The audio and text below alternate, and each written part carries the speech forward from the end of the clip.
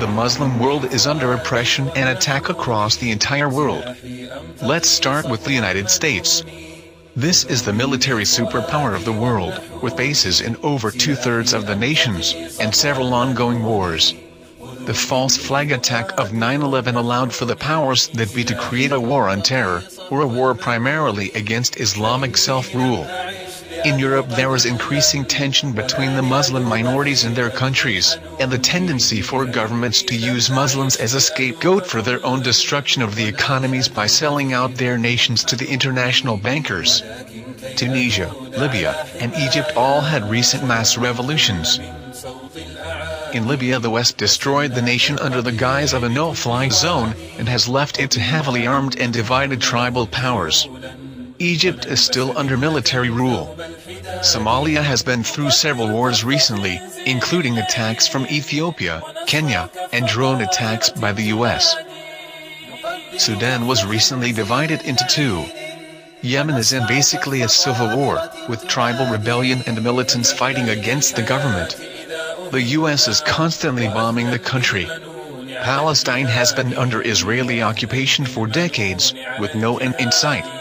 Syria is in a full-fledged civil war, funded by outside powers. Iraq was destroyed with over 1 million people killed. The conflict there is far from over. Iran is surrounded by US bases, and Israel seems bent on attacking it. If it does, this will mean World War III, as China, Russia, and Pakistan will take sides with Iran. The Caucasus region is a hotbed of militancy, a result of the wars against Chechen independence. Afghanistan is under occupation, and with no end in sight despite alleged withdrawal timetables which are always pushed back. This conflict spills over into Pakistan, with the US killing countless people in drone attacks in there. Muslim Kashmir is partially occupied by India, who brutally crack down on any non-violent resistance. The Buddhists in Burma are giving Buddhism a real bad name by slaughtering tens of thousands of the Muslims there, including executions such as burning people alive. Their government just stands by, and in fact promotes the genocide of these Muslims. Bangladesh won't even allow them to flee there, even though that's where they mainly originate from. There are militants in the south of Thailand, sick of oppression, who want to separate and have their region become part of Malaysia. In China, the Muslims of the Northwest are under heavy oppression by the Chinese government. They are hardly allowed to practice their religion. Any movements for freedom or basic rights are harshly dealt with. In the Philippines, the Muslims of Mindanao are struggling for self-determination and autonomy, and the military there has actively been suppressing them. So as you can see, the Muslim world is heavily divided into numerous conflicts, primarily fighting for independence from domestic oppressors or foreign invaders. The non-Muslim nations of the world have little issue attacking Muslim nations or their own Muslim populations because the Muslim world has little unity.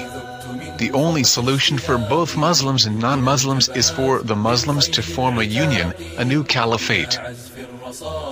This will unify the Muslim world, form a new superpower to stand up against oppression, and usher in a golden age of advancement and prosperity like it did in the early part of Islamic history.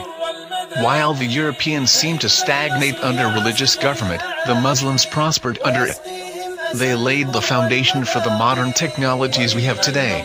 The world is changing. Communism and capitalism morphed together into a careless form of totalitarian plutocracy. The super wealthy control the masses, exploiting them, enslaving them as debt slaves.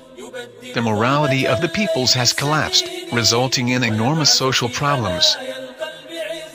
Only a system which focuses on the spiritual aspect of people, judges development in terms of individual happiness, and actually takes care of the citizens' health, education, and human rights, will be able to ensure peace and prosperity in this new century. Communism as a system is dead. Secular democracy, also known as capitalism, is destroying the world. If we wish to avoid World War III and the planetary collapse that would follow, the only solution is for Muslims to unite and work together.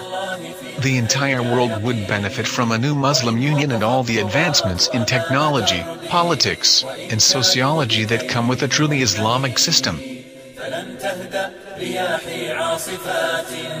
ونصر الله في الهيجا يقيني.